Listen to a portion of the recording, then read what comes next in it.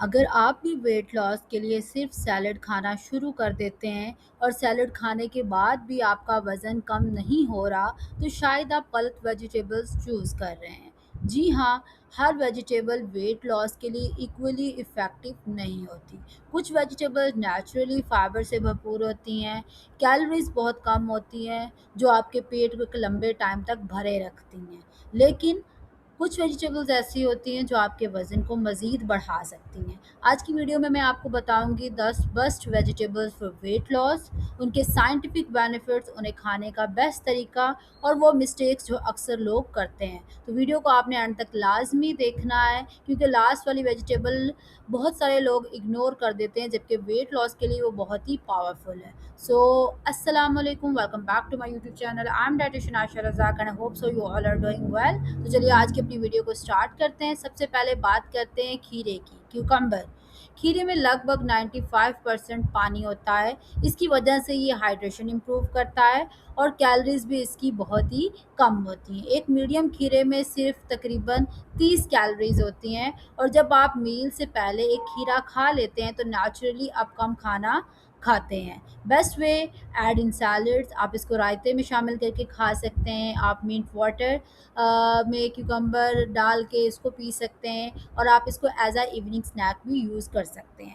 لیکن صرف کھیرا کھا کر ویٹ لاس ایکسپیکٹ مت کیجیے، اسے بیلنس ڈائٹ کا حصہ بنائیے۔ جب آپ بیلنس ڈائٹ کو فالو کرتے ہیں تبھی آپ کو آپ کے ایکسپیکٹڈ ریزلٹس ملنا سٹارٹ ہوتے ہیں۔ نیکسٹ اسپینچ، پالک۔ پالک کو سپر فوڈ کہنا بالکل بھی غلط نہیں ہے کیونکہ اس میں ہوتا ہے آئرن، فولیٹ، میگنیشیم، فائبر، اور فائبر آپ کی ڈائجیشن کو سلو کرتا ہے اور آپ کو دیر تک فل فیل کرواتا ہے۔ ریسرچ بھی سجیسٹ کرتی ہے کہ لیفی گرینز ایپیٹائٹ کنٹرول کرنے میں مدد کر سکتی ہیں۔ بیسٹ یوز آپ اس کو آملیٹ میں ڈال سکتے ہیں، آپ پالک کی اسموتھی بنا کے پی سکتے ہیں، آپ دال یا چکن میں پالک ڈال کے بھی اس کو استعمال کر سکتے ہیں۔ لیکن ایکسٹرا آئل آپ نے بالکل بھی ایڈ نہیں کرنا، کم سے کم آئل میں آپ نے اپنا سالن بنانا ہے اگر آپ ڈائٹ پر ہیں، اور over all healthy life style میں بھی یہی ریکمینڈ کیا جاتا ہے کہ کم سے کم آئل کا استعمال کیا جائے۔ نیکسٹ ہمارے پاس اس لسٹ میں آ جاتا ہے بروکولی۔ اگر ویٹ لاس ویجیٹیبلز کی بات ہو اور بروکولی کا نام نہ لیا جائے تو ہماری جو ویٹ لاس لسٹ ہے وہ انکمپلیٹ رہتی ہے۔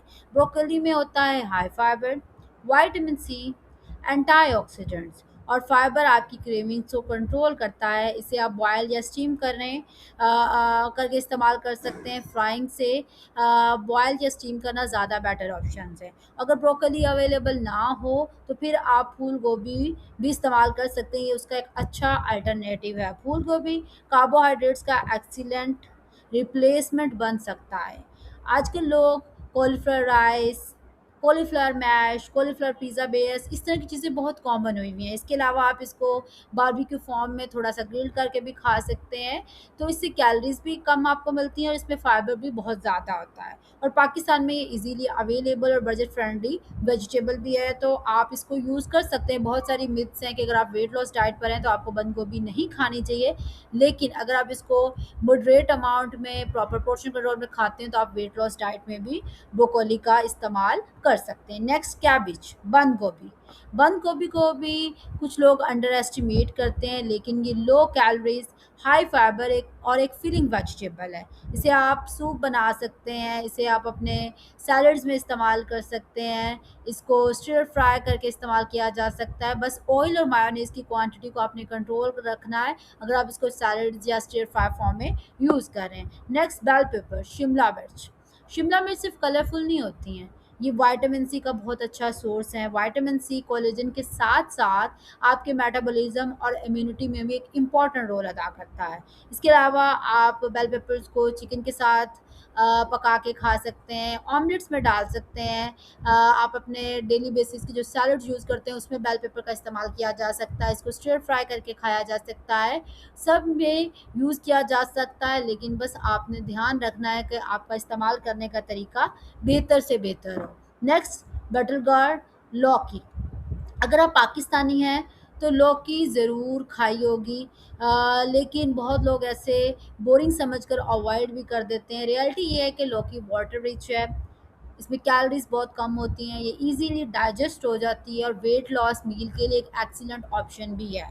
لوکی چکن یا دال کے ساتھ بھی بنا کر پروٹین بھی انکریز کر سکتے ہیں، جو کہ آپ کے ویٹ لاس کے لیے اور بھی بیٹر ثابت ہوگا۔ Next butter good. کریلے کو ہمیشہ بلڈ شوگرز کے ساتھ کنیکٹ کیا جاتا ہے، لیکن کریلا صرف ڈائبٹیز والوں کے لیے نہیں بلکہ ویٹ لاس والوں کے لیے بھی بہت ہی بہترین آپشن ہے۔ ویٹ مینجمنٹ میں بھی یہ یوزفل ہو سکتا ہے۔ اس میں کیلریز کم اور فائٹو نیوٹرینٹس زیادہ ہوتے ہیں، لیکن یاد رکھیں کوئی بھی ویجیٹیبلز باڈی فیٹ کو ڈائریکٹلی میلٹ نہیں کرتا۔ ویٹ لاس تبھی ہوتا ہے جب آپ over all calorie deficient maintain کرتے ہیں، اور یہ ڈفرینس سمجھنا بہت زیادہ ضروری ہے کہ آپ صرف یہ ایکسپیکٹ کر لیتے ہیں کہ میں ایک میجیکل فوڈ لے رہا ہوں تو اس سے میرا ویٹ لاس ہو جائے گا، تو ایسا بالکل نہیں ہوتا۔ نیکسٹ گرین بینس۔ گرین بینس پروٹین اور فائبر دونوں چیزیں ہی پرووائڈ کرتے ہیں۔ یہ کمبینیشن آپ کی ایپیٹائٹ کو بھی کنٹرول کرتا ہے اور لنچ اور ڈنر دونوں کے لیے ایزیلی آپ اس کو انکلوڈ کر سکتے ہیں۔ فروزن بین بھی نیوٹریشنل پوائنٹ آف ویو سے کافی اچھی چوائس ہو سکتے ہیں۔ The last thing is mixed green leafy vegetables, جو کہ نمبر 1 پر ہیں۔ مکس لیفی گرینز جیسے let's, rocket leaves, mustard leaves, methi, saag, in vegetables میں کیلریز بہت کم ہوتی ہیں اور نیوٹریشن بہت زیادہ ہوتی ہے۔ اگر ہر لنچ اور ڈنر کے ساتھ آدھی پلیٹ ویجیٹیبلس رکھی جائے تو نیچرلی کیلری انٹیک کم ہو جاتا ہے۔ یہ simple habit long term weight loss میں بہت افیکٹو ثابت ہو سکتی ہے۔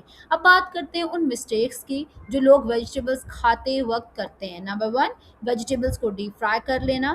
ڈیپ فرائنگ سے ویجیٹیبلس کا کیلری کنٹینٹ بھی بڑھ جاتا ہے اور اس کے ساتھ ساتھ اس کی نیوٹریشن بھی متاثر ہوتی ہے۔ نمبر 2، بٹر اور کریم ایڈ کرنا دینا، جس سے آپ کی کیلریز ڈبل ہو جائیں گی اور آپ کا ویٹ لاس جو ہے وہ نہیں ہوگا بلکہ ویٹ گین ہونا سٹارٹ ہو جائے گا۔ نمبر 3، صرف ویجیٹیبل کھا کر پروٹینز کو اگنور کرنا۔ میں نے اگین اینڈ اگین اپنی ہر ویڈیو میں بتایا ہے کہ اگر آپ ویٹ لاس کرنا چاہتے ہیں تو پروٹین کو اپنی ڈیلی روٹین میں ضرور ایڈ کریں، کیونکہ پروٹین آپ کے ویٹ لاس کے لیے انتہائی ضروری ہے۔ اور ہیلدی ویٹ لاس کے لیے ضروری ہے کہ آپ کی پلیٹ میں پروٹین، فائبر، ہیلدی فیٹس ہوں، کاربوہائیڈریٹس ایک کنٹرول پورشن میں ہوں، اور ریگولر فزیکل ایکٹیویٹی جو ہے آپ کی روٹین کا پارٹ ہو۔ اگر آپ کنفیوز ہیں کہ پلیٹ کیسے بنانی ہے تو سمپل فارمولا یاد رکھیں۔ آپ کی ہاف پلیٹ جو ہے وہ ویجیٹیبلز اور فروٹس ہونی چاہیے، 1/4 پلیٹ آپ کا لین پروٹین ہونا چاہیے، اور 1/4 پلیٹ ہیلدی کاربز ہونے چاہیے، اور ساتھ میں پانی اور ڈیلی موومنٹ آپ کی مسٹ ہونی چاہیے۔ اس اسٹریٹجی کو کنسسٹنٹلی آپ فالو کریں گے تو آپ کو لانگ ٹرم سکسیس بھی ضرور ملے گی۔ اگر آج کی ویڈیو سے آپ کو کچھ نیا سیکھنے کو ملا ہے تو ویڈیو کو لائک کریں، کمنٹ میں بتائیں کہ آپ کی فیوریٹ ویجیٹیبل کون سی ہے اور کون سی ویجیٹیبل آپ بالکل نہیں کھاتے، اور اگر آپ ویٹ لاس، پی سی اوز، ڈائبٹیز اور ہیلدی ڈائٹ کے بارے میں اتھینٹک انفارمیشن چاہتے ہیں، چینل کو سبسکرائب کریں، بیل نوٹیفیکیشن کو پریس کرنا بھی آپ نے بالکل بھی نہیں بھولنا۔ میں ہوں ڈائٹیشین عائشہ رزاق، ملتی ہوں نیکسٹ ویڈیو میں،